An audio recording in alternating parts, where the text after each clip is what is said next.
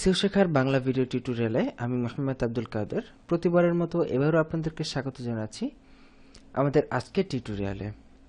আজকে আমাদের টিউটোরিয়ালের একটি বিষয়বস্তু হচ্ছে যে পারমালিঙ্ক সেটআপ।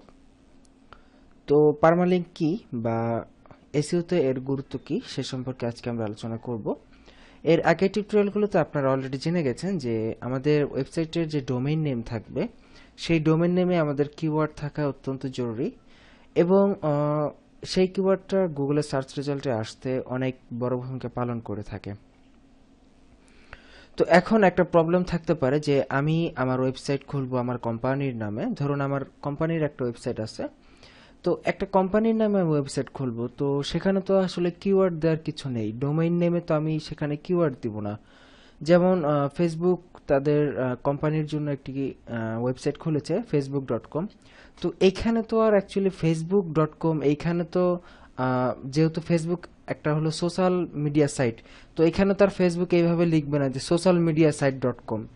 ফেসবুক তো এখানে তাদের নিজস্ব নামটাই এখানে ইউজ করবে যে facebook.com, যেহেতু ফেসবুক তাদের নিজস্ব একটা কোম্পানি, তো কোম্পানির নামেই তো তাকে ওয়েবসাইটটা খুলতে হবে।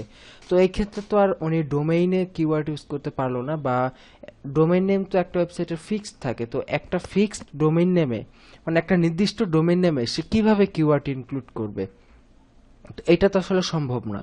তো এই জন্য মূলত পারমালিঙ্ক, যেমন দেখুন আমাদের কোম্পানির নাম হচ্ছে itbari.com। তো এইখানে itbari আমাদের কোম্পানির নাম আমরা সিলেক্ট করেছি। তো এইখানে তো আর আমরা কোনো কিওয়ার্ড দিতে পারবো না যে এসইও টিউটোরিয়াল, যেহেতু আমাদের এটি মূলত এসইও টিউটোরিয়াল বেস একটি ওয়েবসাইট। তো এখানে তো আর আমরা এইভাবে দিতে পারি না যে এসইও টিউটোরিয়াল বা বাংলা টিউটোরিয়াল SEO.com, এইভাবে তো আমরা ওয়েবসাইটটি করতে পারি না। আমরা আমাদের কোম্পানিকে জোর দিয়েছি, আমাদের কোম্পানির নামেই ওয়েবসাইট খুলেছি itbari.com। তো এই সকল ক্ষেত্রে আপনি আপনার যে কিওয়ার্ডগুলো আছে সেগুলো আপনি কিভাবে ডোমেইনে আনবেন, তো এক্ষেত্রে সরাসরি ডোমেইনে আনতে হবে এমন নয়। গুগল কখনোই বলে না যে আপনি কিওয়ার্ড দিয়ে ওয়েবসাইট খুলুন। গুগল সবসময় বলে যে স্বতন্ত্র হোক, আপনার ওয়েবসাইটটা স্বতন্ত্র থাকবে, আপনার ওয়েবসাইটটার নির্দিষ্ট নাম থাকবে, কেন আপনি ওয়েবসাইটের ডোমেইনে কিওয়ার্ড ইউজ করবেন। তো যদি আমরা কিওয়ার্ড ইউজ করতে চাই তাহলে আমাদের পারমালিঙ্কে কিওয়ার্ড ইউজ করতে হবে। আমরা মেইন ডোমেইনে কিওয়ার্ড যদি ইউজ না করেও পারমালিঙ্কে কিওয়ার্ড ইউজ করি তাহলে সেটাই বেটার, সেটাই সবচাইতে ভালো হয়। তো এখন পারমালিঙ্ক জিনিসটা কি সেটা আমাদের সবার আগে অবশ্যই ভালোভাবে বুঝতে হবে, কারণ পারমালিঙ্ক যদি আমরা না বুঝি তাহলে আমরা সেটা বুঝবো না। তো পারমালিঙ্ক কি সেটা আমরা এখানে জাস্ট এইখানে আমরা বুঝি দিই। যেমন আমাদের ওয়েবসাইটটা হচ্ছে যে itbari.com। আমরা এখানে একটা খুবই সিম্পল একটা উদাহরণ দিচ্ছি আপনারা যাতে ইজিলি বুঝতে পারেন। যেমন ধরুন আমাদের ওয়েবসাইট itbari.com, এটা হচ্ছে মেইন ডোমেইন, এবং আমরা এখানে একটি পোস্ট করব, ধরুন এসইও বাংলা টিউটোরিয়াল নিয়ে একটি পোস্ট করব। তো এই কমেন্টটা মানে যেখানে পোস্টটা হবে, এসইও বাংলা টিউটোরিয়ালের পোস্টটা যেখানে হবে সেটার লিঙ্কটা আমরা এইভাবে করতে পারি। যেমন এখানে SEO Bangla tutorial for free. দেখুন আমরা যদি আমাদের ওয়েবসাইটের লিঙ্কটা এইভাবে করতে পারি যে itbari.com/SEO Bangla tutorial for free, তাহলে কিন্তু গুগলে কিন্তু জাস্ট এইরকম ভাবে আসবে মেইন লিঙ্কটা, এবং আমাদের এই পোস্টের সাথে এই এসইও বাংলা তারপর টিউটোরিয়াল ফ্রি ইত্যাদি যে কিওয়ার্ডগুলো আছে সেগুলো কিন্তু আলটিমেটলি অ্যাড করা হয়ে যাবে।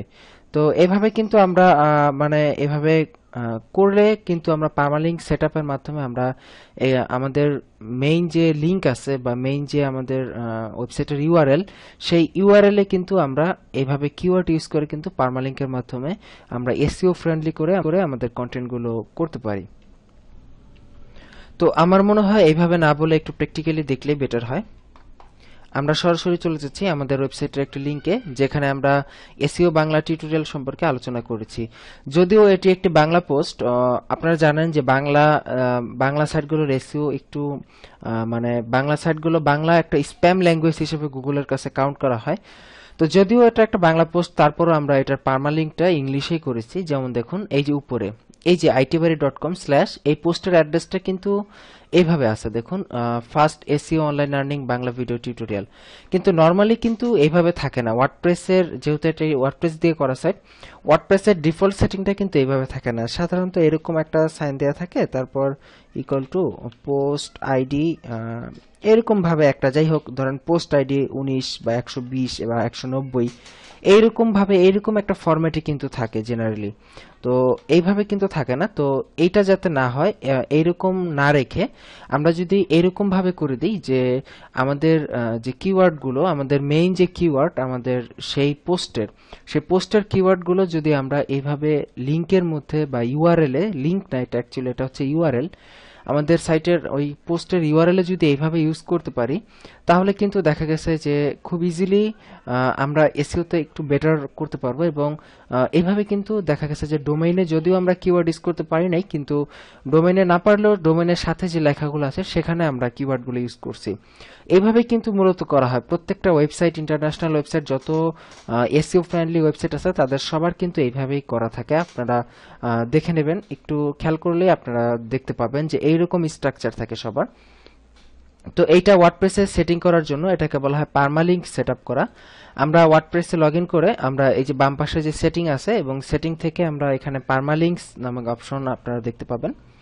তো পার্মালিংক ক্লিক করব। তো আমরা ওয়ার্ডপ্রেসের জন্য দেখাচ্ছি, কারণ ওয়ার্ডপ্রেসটা একটাই মানে কাস্টমাইজড সিএমএস, এবং ওয়ার্ডপ্রেস ছাড়া যদি আপনারা জুমলা বা ওন মানে নিজের তৈরি করা কোনো সিএমএস ইউজ করে থাকেন, তাহলে সেই ক্ষেত্রে আপনি কিভাবে করবেন সেটা টোটালি আপনার ব্যাপার। কারণ নিজস্ব তৈরি করা কাস্টমাইজ যে সিএমএস গুলো থাকে সেখানে লিঙ্কগুলোকে আপনি নিয়ন্ত্রণ করতে পারেন আপনার ইচ্ছা মতো।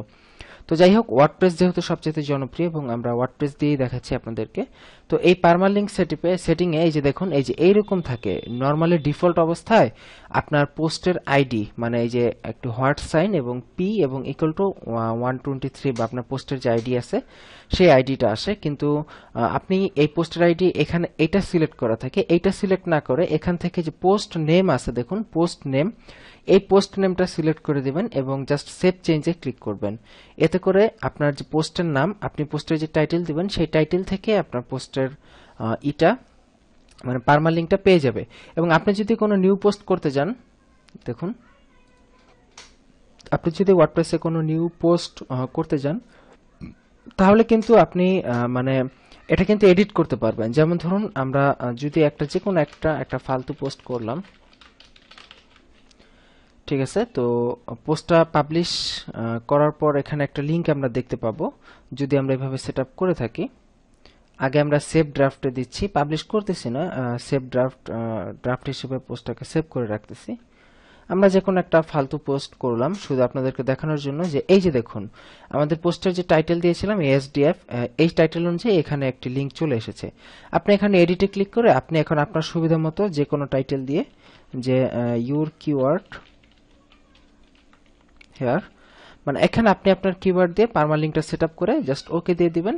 এরপর যদি এই পোস্টটা আপনি এখান থেকে পাবলিশ করেন, তাহলে বাস দেখা গেছে যে পোস্টটা পাবলিশ হয়ে যাবে। ঠিক আছে, তো এইভাবে আপনি এই পার্মালিংক এভাবে সেটিং করতে হবে, এবং অবশ্যই করতে হবে। এটা একটি ওয়েবসাইটের জন্য খুবই খুবই গুরুত্বপূর্ণ, কারণ আপনার ক্লায়েন্টের যে ওয়েবসাইট থাকবে সেটা যে কিওয়ার্ড দিয়ে ডোমেইনে কিওয়ার্ড ইউজ করবে এমন না, এবং ডোমেইনে কিওয়ার্ড মেইন ডোমেইনে কিওয়ার্ড ইউজ করার প্রয়োজন নেই। আপনি পার্মালিংক দিয়ে এভাবে সেটআপ করে আপনার ওয়েবসাইট করবেন, তাহলে দেখবেন যে এসইওর রেজাল্টগুলোতে, গুগলের সার্চ রেজাল্টে আপনি আরো ভালো মাপে মানে আরো ভালো করতে পারবেন। তো আশা করি পার্মালিংক সেটিংটা আপনারা বুঝতে পেরেছেন।